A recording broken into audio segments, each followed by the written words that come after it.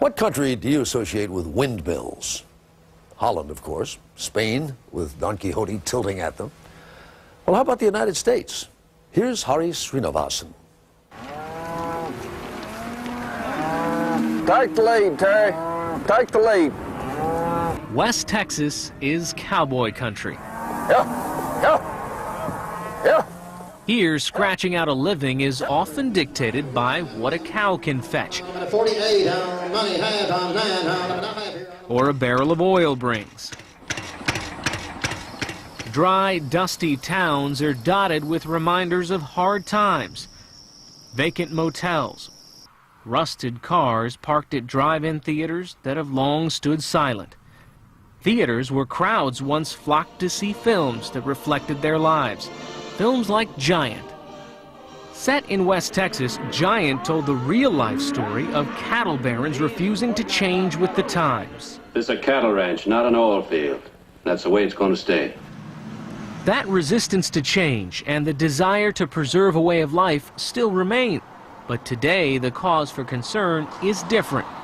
With rusted and retired pump jacks standing as witnesses of booms and busts gone by, a new giant looms on the horizon. Wind turbines. They're sprouting as fast as Texas wildflowers.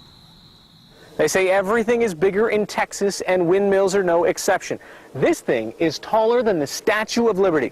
That huge turbine up there, it's longer than an 18-wheeler, and each one of these can power more than 500 homes. From the air, you can see them on almost every mesa, stretching for miles. But you can look back over here, and you can just keep seeing them. The further you look, see another run, or another run, and another run. Rancher Raymond McDaniel has more than 50 wind turbines on his land. So you're saying this is one of the small ones? Yes, this is one of the small ones. For most ranchers in these parts, McDaniel says it was a struggle just to break even in the cattle business. There was no water, and there was no grass, and there was no market. So everything went downhill pretty good. But the money they received from leasing land to power companies and their turbines, he says, has given ranchers some breathing room, money to better tend to their land and their cattle. I'm offended, okay, that my neighbor would sell himself for money and not care what it did to me. Not everyone is jumping on the bandwagon. In fact, the turbines have set neighbor against neighbor. So you got wind turbines there, transmission lines there, wind turbines there. Yes. Dale Rankin's property is surrounded by wind farms, and he's no fan of the giants dominating the landscape. I'm all for people making money. I'm all for people having a profit, making an income. But I think you need to be considerate of your neighbors when you're in that pursuit. And the turbines are multiplying. West Texas is the fourth largest nation for wind energy today. There's Germany, Spain, India, and West Texas. Greg Wortham is one of a new breed of prospectors pursuing wind energy riches.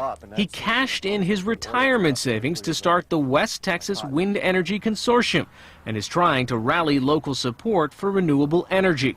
And he's no carpetbagger. Wortham grew up in Sweetwater, Texas, and walked its streets back when it was an oil and gas town.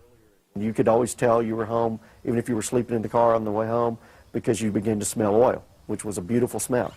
After high school, he headed off to college and the big city, where he worked as an energy attorney in New York and Washington, D.C. This house was built in about 1905. Now he's back, living in a renovated house just off Main Street, and he was recently elected mayor. Didn't come back here to be the mayor. I mean, that wasn't the plan, but you know, part of it's, you know, having been in New York on September 11th and realizing you've got one country, one hometown, and one lifetime to do something. For him, that something is helping to spark a wind energy gold rush. So far, more than $6 billion has been invested in 120 West Texas counties. We hear nationally that people are being laid off by tens of thousands. It's like they need to come here. And we hear nationally that housing starts are down. Well, West Texas needs hundreds of new, very high-quality homes. To meet hiring demands, the community college has added courses in wind technology. Typical gearbox in a GE 1.5. Students are shifting gears to train for careers in wind farming because the pay is 2 to 3 times the local average. It's such a new career field that you cannot find people generally, especially in this area, that have any experience.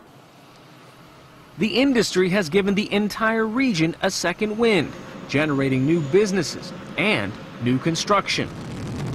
Schools are scoring as well. Take tiny Trent, Texas, for example. With only 60 students, it's the smallest high school in the state with a turf football field. Compare it to the field they used to play on.